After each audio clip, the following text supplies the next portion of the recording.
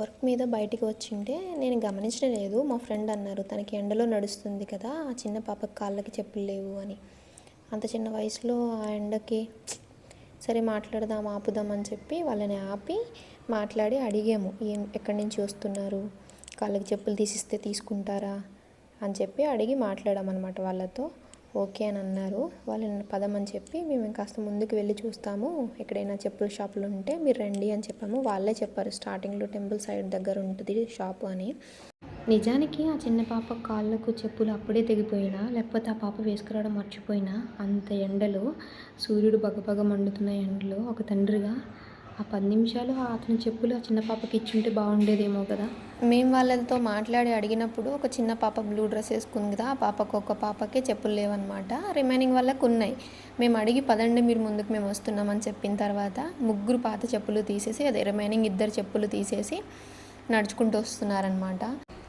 ఏదైనా ఏమైనా మన భవిష్యత్తు మనల్ని కన్నవారి ఎకనామికల్ స్టేటస్ పైన ఆధారపడి ఉంటుంది అనేది కూడా నిజమే అండి.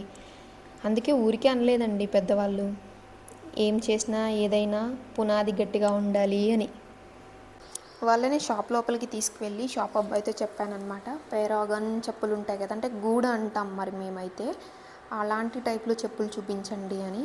ఎందుకనంటే వాళ్ళకి ఎక్కువ డేస్ వస్తాయి, మళ్ళీ వాళ్ళు ఆ మండుతున్న ఎండలో చెప్పులు లేకుండా నడవకుండా ఉంటారని చెప్పేసి స్ట్రాంగ్వి తీసి ఇవ్వాలని అనుకున్నా. నేను అడిగినట్టయితే లేవని అన్నారు, వేరేగా ఉన్నాయనంటే తీసివ్వండి అని చెప్పాను. ఆ పెద్ద పాపకి కలర్ ఇష్టం అంట, బ్లూ అనుకుంటా మేబీ, దానికోసం వెతుక్కుంటాను అని అంటే సరే అని చెప్పాను. ఇందాక వాళ్ళు బయటకు వెళ్ళినప్పుడు చిన్నపిల్లలు ఇద్దరిని ఇంట్లో వదిలేసినట్టున్నారు. ఆ పెద్ద ఆమె ఉంది కదా వాళ్ళ మదరు, ఆమె ఇంకా 2 పిల్లలు ఉన్నారు, వాళ్ళని కూడా తీసుకొస్తానని అంటే సరే అని చెప్పాను. ఈ లోపు ఆమెకి ఇంకా కలర్ దొరకలేదనమాట. చాలా ఆనందంగా అలా వాళ్ళు సెలెక్ట్ చేసుకుంటే చాలా ఆనందంగా అనిపించింది మనసుకి. కానీ అతను అన్నీ తీసేస్తున్నారని మాట్లాడితే మళ్ళీ ఆ పాపని ఇటు పిలిచానమాట నేను. లేదు నేను తీసిస్తాను ఉండండి మేడం, సైజ్ అన్ని గందరగోళం చేసేస్తే అతనికి అనిపిస్తుంది కదా, అందుకే అర్థం చేసుకుని మళ్ళీ ఈ పాపని ఇటు పిలిచానమాట. సైజ్ అతనికి అర్థమైంది, నువ్వు కలర్ చెప్పు తీసిస్తారు అని. చిన్నతనంలో మనకి లేని వస్తువులు ఎవరైనా కొనిస్తారు అని అంటే చాలా ఆనందం కదా. అదే ఆనందం ఆ చిన్నారులలో నేను చూశాను.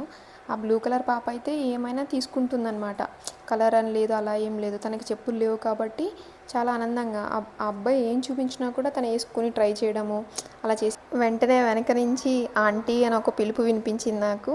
ఏంటి అని అడిగాను. ఈ 2 అబ్బాయిలు కూడా కొంచెం తీసివ్వండి ఆంటీ అని అన్నారు వాళ్ళ మదరు. వీళ్ళిద్దరిని ఎండ కోసం అని చెప్పి ఇంట్లోనే ఉంచేసినట్టున్నారు చిన్నవాళ్ళని, మగపిల్లలు మొత్తం 5గురు సంతానం అనుకుంటా. నాకు చాలా నవ్వు వచ్చింది. ఆంటీ ఈ పిల్లలిద్దరికి కూడా తీసివ్వండి అని వాళ్ళ అమ్మగారు అమాయకంగా మొహం పెట్టుకుని ఇస్తానో ఇవ్వనో, ఇప్పటికే 3కి తీసిస్తున్నాను కదా అనుకుని అలా అలా ఒక రకంగా ఫేస్ పెట్టుకుని అడిగి, కానీ మన దగ్గర లేనిది ఎవరైనా వేరే వాళ్ళని అడగాలంటే అది చిన్నగా అలానే అనిపిస్తుంది కదా మనసుకి. అదే ఆమెలో నేను చూశాను. అలా ఏం లేదు పంపించండి అని చెప్పి ఆ మగపిల్లలిద్దరిని కూడా దగ్గరికి తీసుకెళ్ళి మగపిల్లల చెప్పులు వేయండి అని ఆ షాప్ అతనికి చెప్పాను. వేశారు, కలర్స్ అవి చూసుకు. ఆ తండ్రి కళ్ళల్లో చాలా ఆనందం కనిపించింది. కానీ ఆ ఆనందానికి కారణం నేనైతే కాదు. ఎందుకు ఇలా అన్నానంటే, పరిచయం ఉన్న మనిషికి ఏం అవసరం మనకు తెలుస్తుంది.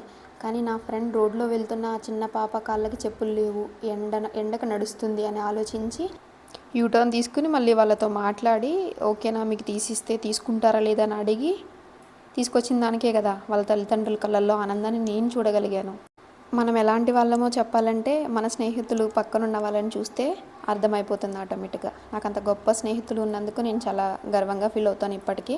నాకు ఎప్పుడు ఒకటే చెప్తూ ఉంటాడు, మనం సహాయం చేయాలనుకునే మనిషి పరిచయం ఉండాల్సిన అవసరం లేదు, చిన్నదో పెద్దదో ఆ సహాయం వాళ్ళకి అవసరం అని మనకు అనిపించినప్పుడు చిన్నదైనా మనం చేసే సహాయం చేయాలి వాళ్ళకి అని. నేను కూడా అంతే. కొందరు చిన్నపిల్లలు డబ్బులు ఇమ్మని అడుగుతూ ఉంటారు కదా, అలాంటి వాళ్ళకి నేను ఎప్పుడు డబ్బులు ఇవ్వను. ఏమైనా తింటావా అని అడుగుతాను, లేకపోతే ఏమైనా కావాలా అని అడుగుతాను, కానీ డబ్బులు అయితే మాత్రం వాళ్ళ చేతికి ఇవ్వను అనమాట. నాకు ఎందుకు అలా నచ్చదు. అది ఎలా యూజ్ చేస్తారు అనేది కొంచెం నాకు అట్లా మనసులో ఉంటుంది. అందుకోసమే వాళ్ళకి ఏమైనా అవసరమేమో అని చూస్తాను, లేదా వాళ్ళకి ఏమైనా ఫుడ్ తీసి ఇవ్వడం అలా చేస్తానన్నమాట. చిన్నపిల్లలంటే ఫుడ్ తీసి ఇచ్చినా వాళ్ళు చాలా సంతోషంగా తింటారు కదా. అదే డబ్బులు అనుకోండి, అది వేరేగా ఏమైనా వాళ్ళు యూజ్ చేస్తారేమో, తప్పుదారికి యూజ్ చేస్తారేమో అని నాకు చిన్న భయం ఉంటుంది అనమాట. మళ్ళీ పెద్ద పాపకి ఇంకా సైజ్ కొంచెం పెద్దగా అనిపించిందంట, సేమ్ కలర్లోనే చిన్న సైజ్ అడిగింది. అతను మళ్ళీ వెనక్కి వెళ్ళి తీసిస్తున్నారు. సైజ్ చూసుకుంటుంది.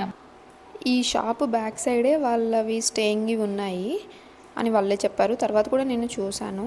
నాకు మనసులో అనిపించింది ఇంకా ఏమైనా వాళ్ళకి తినడానికి ఏమైనా హెల్ప్ చేస్తే బాగుంటుందేమో అని. నెక్స్ట్ టైం ఈ దారిలో వచ్చిన పనిగట్టుకుని వాళ్ళ కోసమైనా రావాలి అని మనసులో చిన్న ఆలోచన అయితే వచ్చింది. అంతే కదా, ఇవ్వడం స్టార్ట్ చేస్తే ఇవ్వాలనిపిస్తుంది, అదో వ్యసనం. ఎస్, ఫైనల్గా తన సైజు తన కలరు దొరికినట్టే అనిపించింది నాకు. ఇంకా వేసుకునింది, గ్రీన్ కలర్కి వెళ్ళిపోయింది బ్లూ నుంచి. తను నార్మల్గా స్టార్టింగ్ బ్లూ కోసం వెతికింది, కానీ సైజ్ అందులో లేదని చెప్పి గ్రీన్ తీసుకుంది.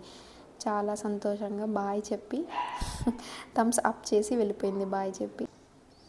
చాలా చాలా మనసుకి ఏదో సాధించామన్న ఫీలింగ్ అయితే నాకు ఉంది. ఇందుకీ పేమెంట్ నేను చేశాను అనుకుంటున్నారా, మా ఫ్రెండ్ చేశారనుకుంటున్నారో కామెంట్స్లో చెప్పండి. ఈ చిన్న ప్రయత్నం మాకెంతో ఆత్మసంతృప్తిని ఇస్తుంది. జై హింద్, జై శ్రీరామ్. बहुत फॉलो होगा, धन्यवाद। गरीब को मदद किया, छोटी सी नौकरी बड़ी हो जाएगी। Okay, thank you.